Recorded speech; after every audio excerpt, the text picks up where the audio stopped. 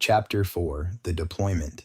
The barracks smelled like old boot leather and cheap aftershave. A couple of bunk beds, a footlocker shoved against the wall, and a wooden desk covered in crumpled MRE wrappers made up Shane and Loran's little slice of Fort Bragg, North Carolina. It wasn't much, but after almost 2 years in the Army, it was home. Shane sat on the bottom bunk, rolling a cigarette between his fingers. He hadn't lit it yet, just something to do with his hands. Loran stood by the desk, pulling off his BDU top and tossing it onto the chair. The briefing had barely ended an hour ago, and their heads were still spinning.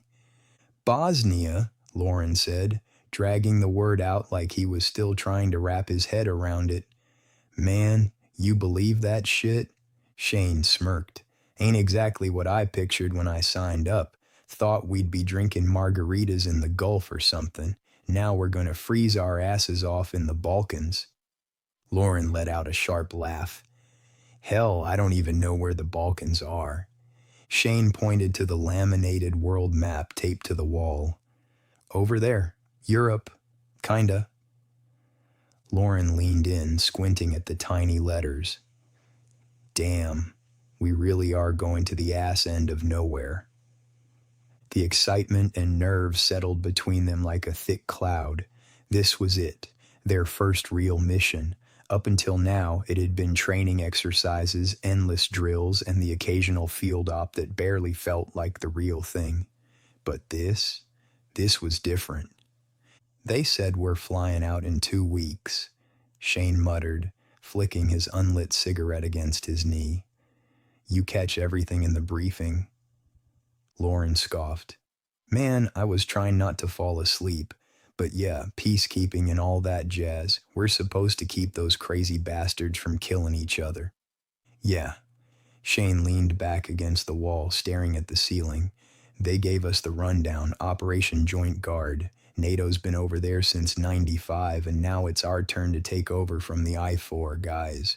We're going in with the 1st Armored, mostly running patrols out of Tuzla." Loran snorted. "Patrols, huh? That's a nice way of saying drive around and pray you don't hit a landmine." Shane chuckled, but there wasn't much humor in it. The captain hadn't sugarcoated it. There were still plenty of landmines left over from the war. And snipers. And paramilitary groups who weren't too happy about NATO babysitting their country. "They said we gotta enforce the Dayton Peace Accords," Shane continued, running through the briefing in his head. "Means making sure the Serbs, Croats, and Bosniaks stick to their sides, don't start no trouble. If they do, we step in." Loran flopped down on his bed, hands behind his head. "Step in, huh? Ain't we supposed to be peacekeepers?" Shane shrugged. "Peacekeepers with M16s. Rules of engagement say we can return fire if we're threatened. We're not going in guns blazing, but if shit hits the fan, we hold our ground." Loran sighed, staring at the ceiling. "Man, I just don't want to get stuck doing some bullshit checkpoint duty the whole time." "Better than getting shot at." "Maybe," Loran grinned, "but checkpoints sound boring as hell. You think we'll see any action?" Shane hesitated. The truth was, he didn't know what to expect. Bosnia wasn't an active war zone anymore, but that didn't mean it was safe. "Maybe," he admitted.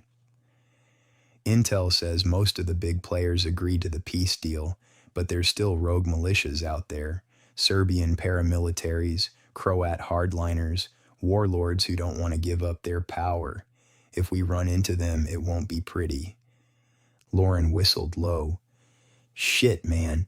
And here I was thinking we'd be throwing sandbags, handing out food to orphans, maybe see some exotic ankles." Shane smirked. "We'll probably do that too, but I think you got that confused with Afghanistan." Loran grinned. "Really? Okay, big shot, tell me. Where the fuck's Afghanistan?" He gestured to the map. Shane rolled his eyes. "It's gotta be somewhere." He shifted forward, resting his arms on his knees. "Could be worse. We're not infantry. We're not front line." Loran snorted. "Yeah, tell that to the guys who got ambushed last month." Shane didn't have a response for that. Because it was true.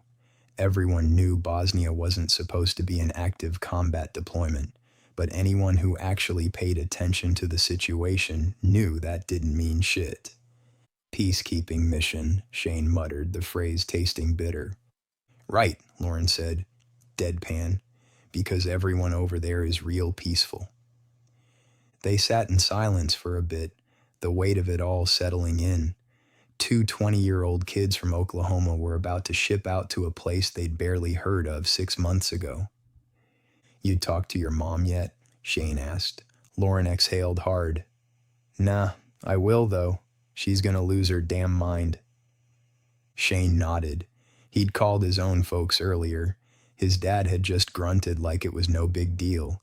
His mom had said she was proud but made him promise to write. Loran finally sighed, shoving the lighter into his pocket. Gonna hit the showers. He pushed himself up and stretched, rolling his shoulders like he was shaking off a bad feeling. You coming? Nah, I'll go later. Loran nodded, grabbed his towel and headed out the door, leaving Shane alone with his thoughts. He let out a slow breath, staring down at his hands. 3 years in the army, and it all came down to this. He thought back to the briefing, the way the CO had laid it all out, what their unit's role would be, the risks, the reality of the mission. He leaned forward, elbows on his knees, rolling the cigarette between his fingers again. Bosnia. The word just refused to feel real. SFOR. Stabilization Force. That's what they were being sent in for. Bosnia was still a mess after the Dayton Accords were signed in late '95. NATO had already sent in the first wave, I-4, the implementation force, to enforce the ceasefire between the Serbs, Croats, and Bosniaks. Now, the job of SFOR was to keep things from falling apart again. They were supposed to ensure compliance with the peace agreements, monitor demilitarization, and assist with rebuilding efforts. But none of that changed the fact that Bosnia was still a war-torn wreck. Landmines were everywhere. Ethnic tensions were still high. And even though NATO had declared the mission a success so far, there were plenty of stories floating around, stories about ambushes, sniper attacks, and locals who still saw American soldiers as enemies. Their unit, part of the 1st Infantry Division, the Big Red One, was being sent to Tuzla. Their job? Patrol routes, escort supply convoys, and keep an eye on designated checkpoints. Basically, make sure nobody started shooting again. Shane exhaled and leaned back in his chair, closing his eyes for just a second. Peacekeeping, right. This wasn't training anymore. This was the real thing. And ready or not, they were going. The summer heat was thick and heavy, the kind that made the air shimmer over the baseball field. Cicadas droned in the distance, their song stretching long and lazy over the Oklahoma afternoon. Shane sat back on the splintered wooden bleachers, one boot propped up against the bench in front of him, arms draped over the seat behind him. The sweat on his t-shirt stuck to his back, but he barely noticed. He was used to it. Loran, sitting beside him, had his arms resting on his knees, eyes scanning the field, not for the game, but for the girls walking past the chain-link fence. Damn, he muttered, whistling low under his breath as a group of them wandered by, laughing about something. That one in the white tank, I swear to God, man, she looked right at me. Shane didn't even glance up. She ain't looking at you. You're blind, Alexander. Loran leaned back, smirking. Course, can't blame her. It's hard not to look. Shane shook his head. You got it hard for a new girl every damn day. Loran scoffed. Nah, man, I'm just showing appreciation. World's full of beauty and I'm just a man trying to respect it. Shane snorted. That what you call it? Loran grinned. Hey, if it works, it works. They fell into silence, watching as the team on the field wrapped up practice. A few players lingered, tossing a ball back and forth, the sound of leather meeting leather sharp against the slow churn of cicadas. The scoreboards peeling paint caught the last of the sunlight, the numbers faded from too many summers. Beyond the outfield fence, the Del City skyline, if you could call it that, stretched out toward the horizon, a mix of old gas stations, mom-and-pop diners, and the ever-present hum of the highway. "You really think you'll be a soldier someday?" Loran asked, voice quieter now. "I mean, you kept talking about it when them folks from the infantry school came with applications last week." Shane turned his head, watching him. His friend's curly brown hair was damp with sweat, his cheeks smudged with dirt from messing around earlier. His fingers idly traced patterns in the dust on the bench beside him. "Yeah." Loran glanced at him. "You sure?" Shane nodded. "Always been sure." Loran was quiet for a long time before he said, "Guess that means I'll be one too." Shane frowned slightly. "You don't have to." Loran just shrugged. "Yeah, I do. That's the only way I'll get to see Nashville." They sat there in silence, the weight of those words settling between them. Then, without warning, Loran smacked Shane's arm hard enough to make him grunt. "Come on, we gotta get home before your mom freaks out." Shane groaned, rubbing his arm. "Jesus, Tay, you got hands like a goddamn bear." Loran snickered. "Yeah, well, maybe if you actually did some push-ups, you wouldn't be so soft." "I ain't soft," Shane protested, standing up. Keep telling yourself that." They hopped off the bleachers and started walking back, their pace slow, unhurried. The air smelled like cut grass and sun-baked dirt, the way it always did in late summer. "Think we'll ever get out of here?" Loran asked suddenly. Shane glanced at him. "Yeah." Loran kicked a rock down the sidewalk. "How do you know?" Shane shrugged. "Just do." Loran was quiet for a moment, then muttered, "Hope you're right." Shane clapped him on the shoulder. "You know I am." Loran scoffed but didn't pull away. By the time they reached the road leading back to Shane's house, the sun was beginning to sink, painting the sky in streaks of gold and orange. The town was quiet, the way it always was in the evenings, with only the distant hum of a truck engine and the faint barking of a dog somewhere in the distance. Loran bumped his shoulder against Shane's as they walked. "Race you back," Shane smirked. "You'll lose." "Hell, I will." And with that, they took off sprinting, laughter trailing behind them like dust in the wind. As they disappeared from view, the dust did indeed swirl while the winds carried it away.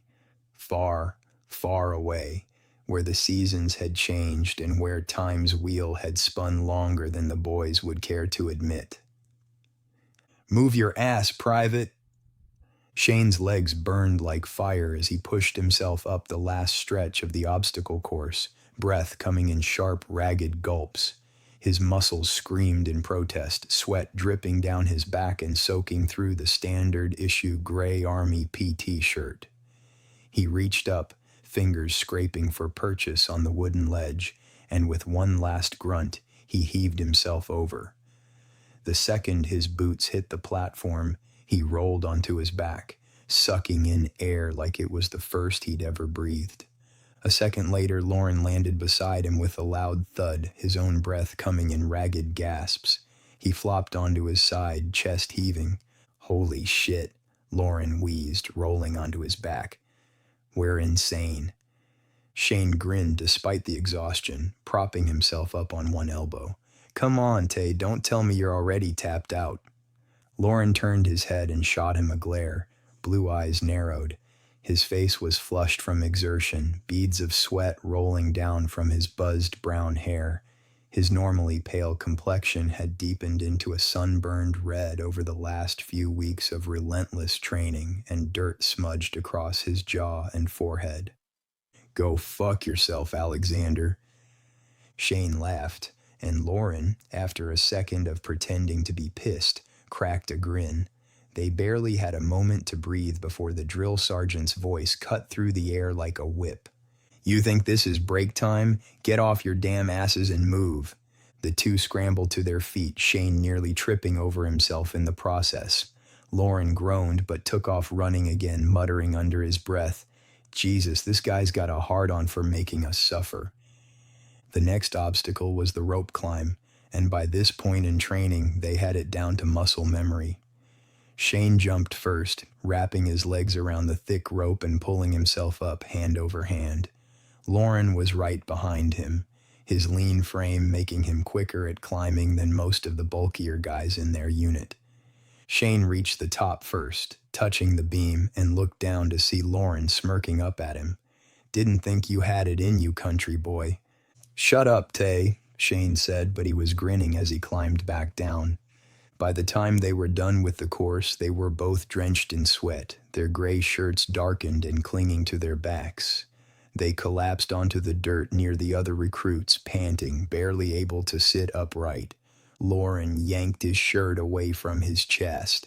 "Man, I swear I'm gonna die out here." Shane chuckled, stretching his legs out. "Nah, you'll survive." Loran rolled his eyes. "Yeah, barely."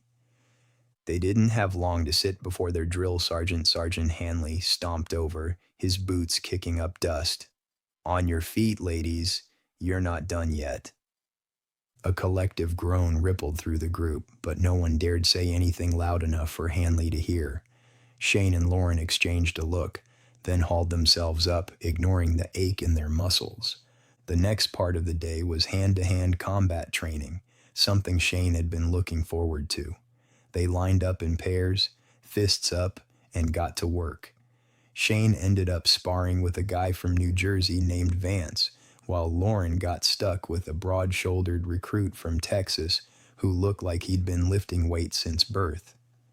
Shane dodged a swing from Vance, ducking low before driving his shoulder into the guy's chest.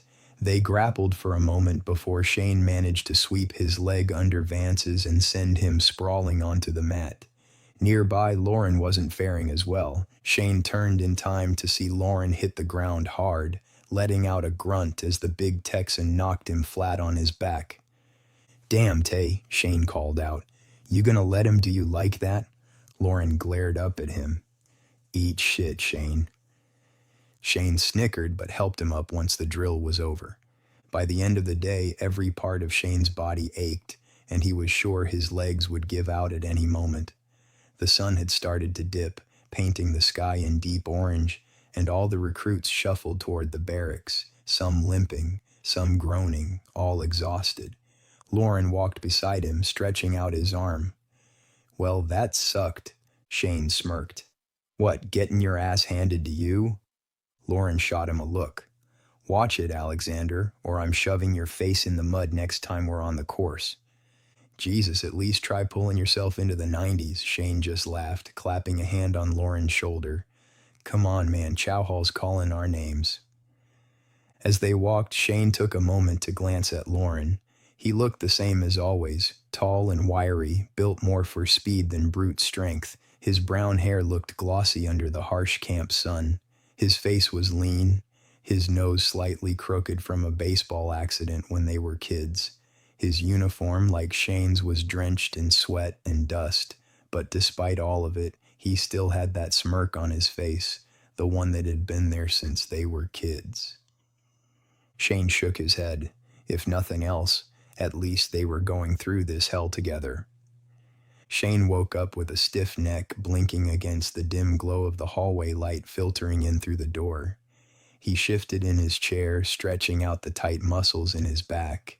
Across the room, Loran lay on his bed, curled on his side, facing the wall. They weren't kids anymore. This wasn't the country.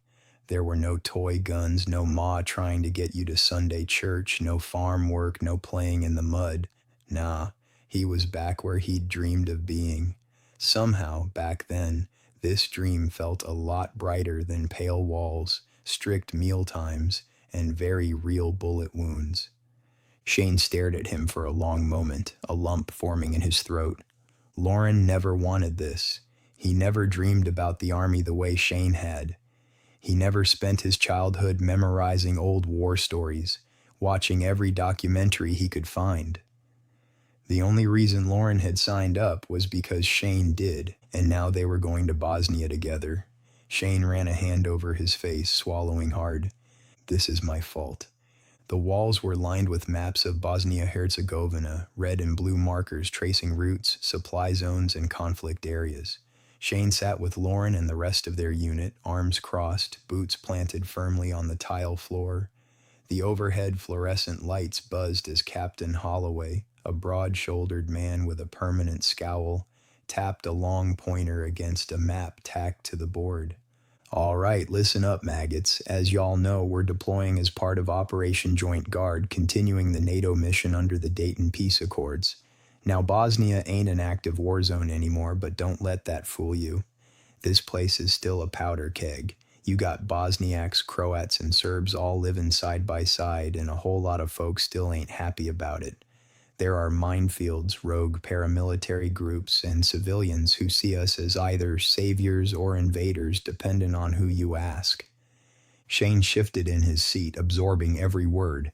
He wasn't scared, not exactly, but the weight of it settled deep in his chest. Y'all be stationed in Tuzla, Holloway continued, pointing to a northern region of Bosnia. We're responsible for stability operations, security patrols, convoy escorts, keeping an eye on the local police and military to make sure nobody starts trouble. Rules of engagement are strict. We are not here to fight a war. We're here to keep the peace. You do not fire unless absolutely necessary.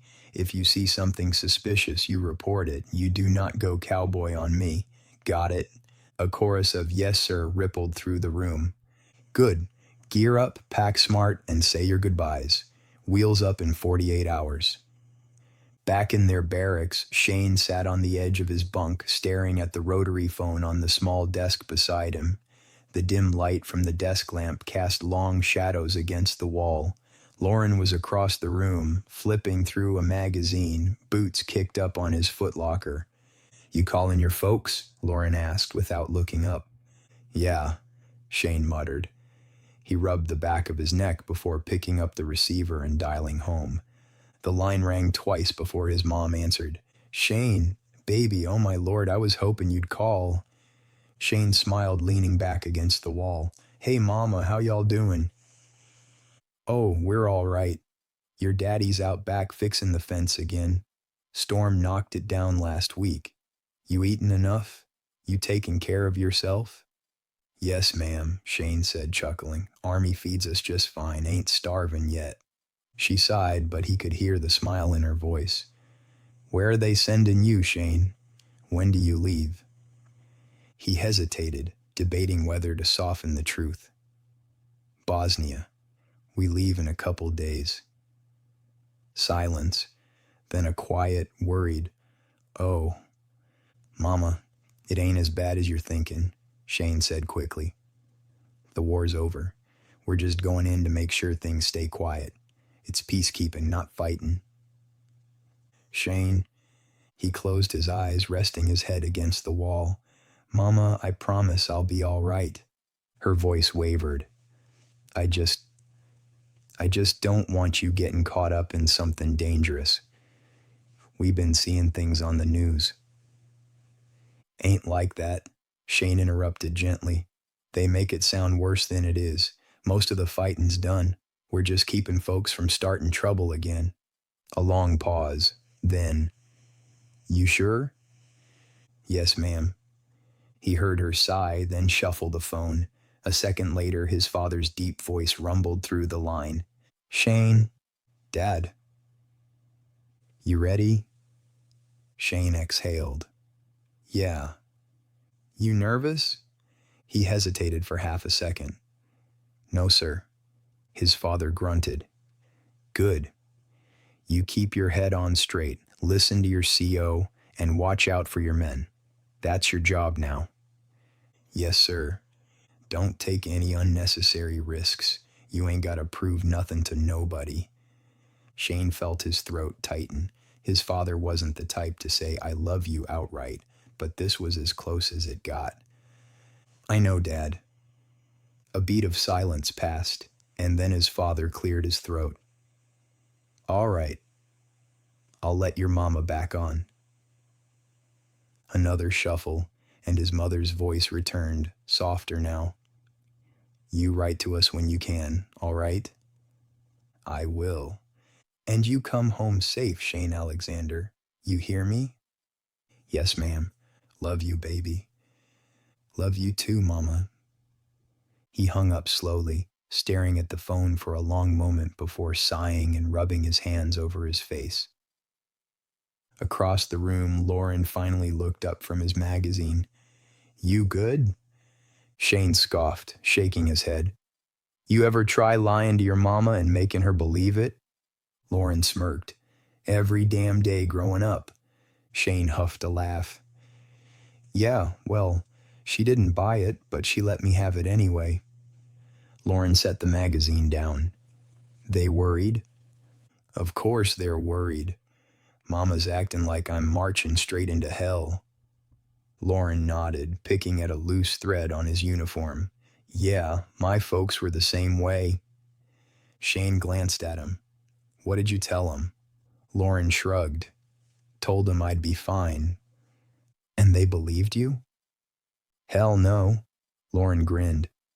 But what else am I supposed to say? Hey, Mom, I might step on a landmine or get shot by some pissed-off militia guy? Nah.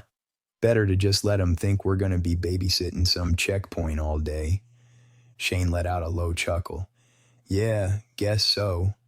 A comfortable silence settled between them before Loran stretched and stood up. I'm hitting the showers. You coming? Nah, Shane said, leaning back in his chair. Gonna sit here a bit. Loran nodded, grabbing his towel. Don't fall asleep sitting up again. You snore like a goddamn chainsaw. Shane smirked, watching as Loran disappeared into the hall. The room felt quieter now, almost too still. Shane exhaled, staring at his boots. He was excited. This was what he'd trained for. But deep down, beneath the bravado, he knew there were things no amount of training could prepare them for. He leaned back, arms crossed behind his head. In 2 days, they'd be halfway across the world. And all he could do now was wait. 2 days felt like 2 seconds. Shane wasn't sure he'd ever felt time move that fast. It never did during training, and it sure as hell never did whenever he was on course. The hum of the C-130's engines thrummed beneath their boots as Shane and Loran stepped onto the plane, rucksacks slung over their shoulders packed tight with gear and, as their sergeant had insisted, extra socks. Inside, the rest of their unit was already settling in. Some sprawled across the webbing seats, others stood around talking, their voices carrying over the roar of the aircraft. The mood was a mix of excitement, nerves, and cocky bravado. Man, I can't wait to test out the new M4s in the field, Martinez said, rubbing his hands together. Been stuck with that damn M16A2 too long. Yeah, because the peacekeeping mission's totally gonna give you a reason to shoot, Brown scoffed. Hey, you never know, Martinez shot back. Could get into some shit. Better hope not, Dawson muttered, strapping himself in. I'd rather be bored than get shot at. A couple of the guys nodded in agreement, but Tanner, loud, always talking Tanner, grinned as he leaned back against the webbing. Man, I ain't worried about none of that. I'm in it for them tan honeys. Shane closed his eyes, already regretting where this conversation was going. Tan girls? McBride frowned. Yeah, man, you know, exotic, Tanner said, waggling his eyebrows. Dark eyes, dark hair, real soft-spoken, always in those big sheets. Martinez snorted. You dumbass, you think Bosnia's full of Arabs? Isn't it? Tanner asked, genuinely confused. McBride groaned. Jesus Christ, no. But like, it's in the Middle East, right? Tanner said. Near Iraq and shit? Shane rubbed his temples. Bosnia is not in the Middle East, you absolute fucking idiot, Brown said. It's in Europe. Tanner squinted. Wait, so, like, Afghanistan? I think so, Dawson muttered. Oh, fuck, no, McBride groaned. Man, I don't fucking know, all right? All them places blend together, Tanner huffed. Bosnia, Pakistan, Ukraine, fucking Kuwait, same shit. You just named 4 places that got nothing to do with each other, McBride said, exasperated. Well, whatever, Tanner said, waving them off. Still bet they got some fine-ass women over there. Martinez shook his head. You're a goddamn lost cause, man. The argument kept going, bouncing between who knew what about Bosnia, the war, and whether the food was going to be any good. Some guys stayed quiet, just listening, lost in their own thoughts. A couple stared at the floor, hands folded in their laps, the reality of deployment finally settling in. Loran had been in on the ribbing, laughing right along with the others, but then his attention slid sideways. He turned to Shane, a knowing smirk tugging at the corner of his mouth. So, he said just loud enough for Shane to hear, you bring extra socks? Shane snorted, shaking his head. Man, fuck you. Loran chuckled, leaning back against the bulkhead. Just saying Sarge drilled it into our heads for a reason. Shane sighed, patting his rucksack. Yeah, I got the damn socks. Good, Loran said, smirk still in place. Wouldn't want your ass bitching about blisters halfway through deployment. Shane rolled his eyes, but he grinned anyway. The engines roared louder, the aircraft shuddering as the last of the guys strapped in. A few of them crossed themselves, others adjusted their gear. Tanner muttered something about finally getting some shut-eye. Shane exhaled, tightening his straps. Loran nudged his shoulder, nodding toward the open cargo ramp as it began to close. Guess this is it, Loran said. Shane nodded. Yeah. The ramp sealed shut, locking them in, and with that, they were off.